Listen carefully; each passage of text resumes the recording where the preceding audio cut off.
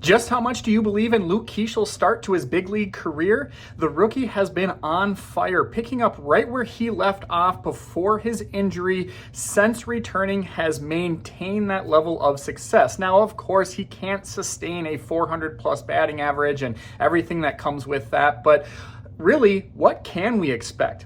In his first 10 games. He's now played 12, but in his first 10 games, he was putting up numbers that we haven't seen since Mike Trout. That is right. He is only the second rookie in big league history to have a 500 plus OBP, 10 or more RBIs, and 5 or more stolen bases in their first games. Again, only Mike Trout has done that.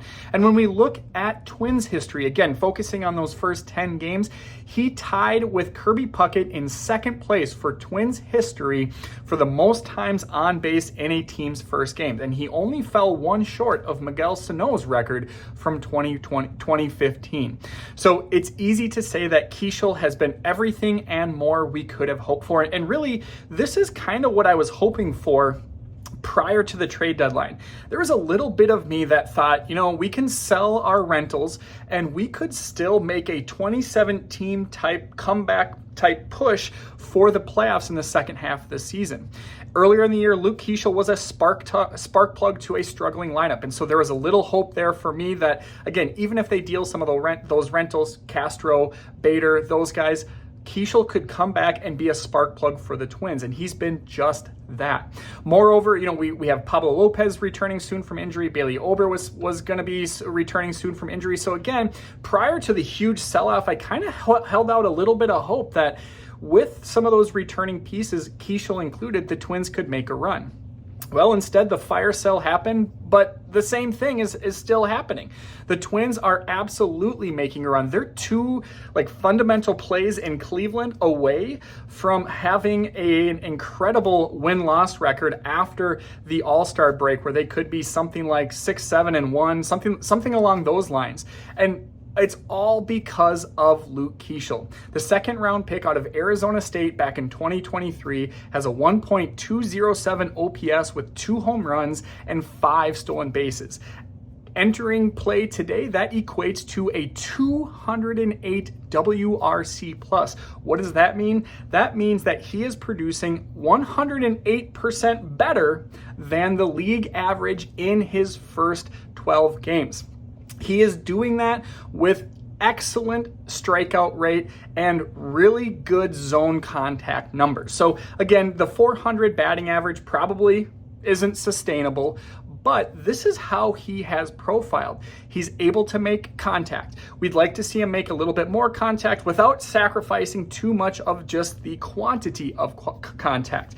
But he also has an elite eye at the plate.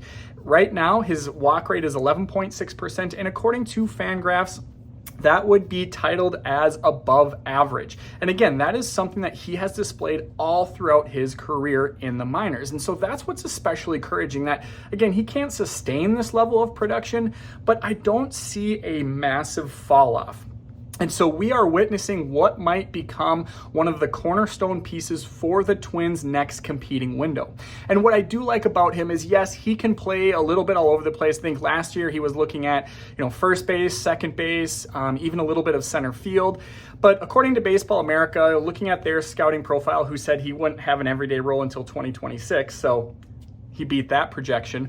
But according to Baseball America, he is more likely looking at a long-term second base or somewhere in the outfield. And that's what I like, is we've had all these years dating back to 2019 Marwin Gonzalez, these players that are kind of positionless. They can play everywhere, but don't necessarily excel anywhere.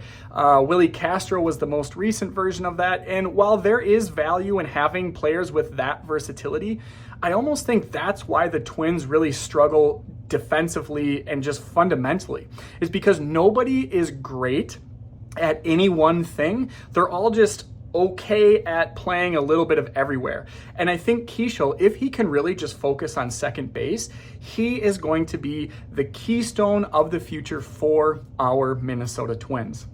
The first 12 games have been phenomenal. In fact, he has already accrued 1 win above average per Fangraphs in his first 12 games. And I know some of you will like this. That is only a 1/10 of a win below Carlos Correa in his time with the Twins this season. So again, he's already making an impact on the lineup. He's one of this season's top producers in just his first 12 games of the year.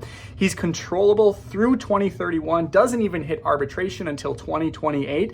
And so the Twins are in a very good spot with Keaschall following this fire sale, as he's cementing himself as one of the main pieces moving forward.